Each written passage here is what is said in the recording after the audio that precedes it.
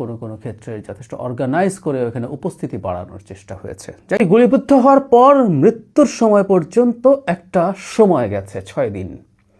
ধরলাম আমরা এভাবে যদি চিন্তা করি, ওসমান হাদি গুলিবিদ্ধ হয়েছেন, মারা গেলেন, তারপর তার জানাজা হলো।